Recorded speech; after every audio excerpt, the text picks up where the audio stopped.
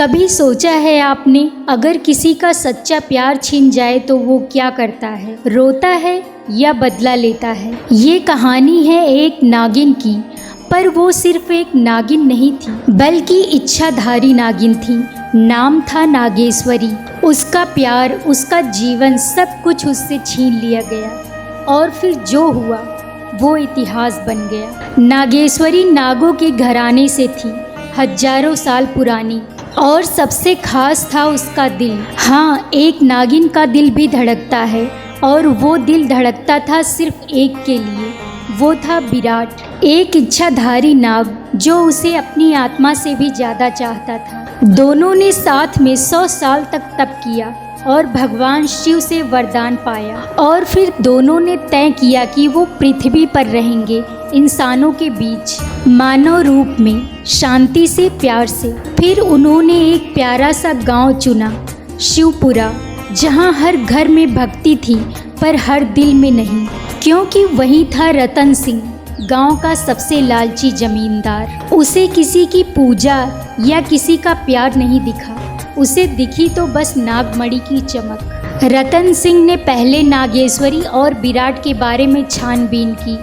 जब उसे पता चला कि नागेश्वरी और विराट इच्छाधारी नाग नागिन हैं, तो उसने एक रात तांत्रिक बुलाया। जब नागेश्वरी पूजा करने चली गई थी, तब उसने विराट को अकेला पाकर छल से कैद कर लिया। उसके शरीर को जंजीरों से बांधा और मंत्रों से उसकी सारी शक्तियां छीन ली और फिर उसे मार डाला। जब नागेश्वरी वापस लौटी तो उसने देखा उसका संसार, उसकी आत्मा अब निर्जीव पड़ी थी। वो ना रोई ना चीखी, बस देखा, और फिर आसमान गूंज उठा उसकी फुफकार से। उस रात नागेश्वरी नहीं चीखी थी, चीखा था खुद न्याय। और फिर अगले 21 दिनों तक गांव में कहर मचा। रतन सिंह के खेत सूखने लगे, उसकी पत्नी नागिन के डसने से मरी, और फिर हवेली में आई एक नई नौकरानी। नाम था सुधा। नरम आवाज़, बड़ी बड़ी आँखें और चेहरा जैसे स्वर्ग की कोई देवी। पर रतन सिंह नहीं जानता था, वो थी उसके नरक की शुरुआत। रतन सिंह सुधा को देखते ही उस पर फिदा हो गया, बिना ये जाने कि उसके चेहरे के पीछे क्या छुपा है। और एक रात वो सुधा के पास पहुंचा, बोला, तू आज मेरी होगी।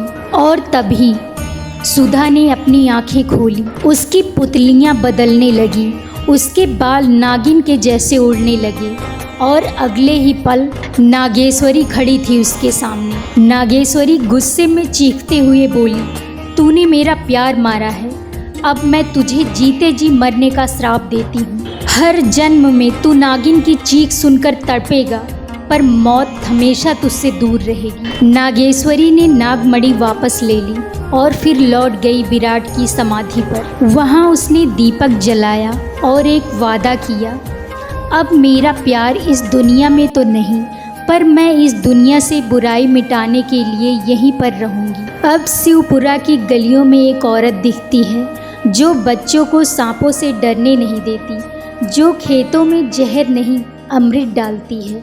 वो है संरक्षक, एक प्रेमिका, एक योद्धा और एक देवी। कभी नागिन को सिर्फ उसके फन से मत पहचानो, उसकी आंखों में देखो। अगर वहाँ प्यार है तो वो जिंदगी है, अगर वहाँ आंसू हैं तो तूफान है, अगर वहाँ क्रोध है तो समझ लो काल स्वयं आ गया। ये थी एक इच्छाधारी नागिन का बदला, एक प्रेम कथा, एक विश्वासघात, और एक ऐसा बदला जो अमर हो गया।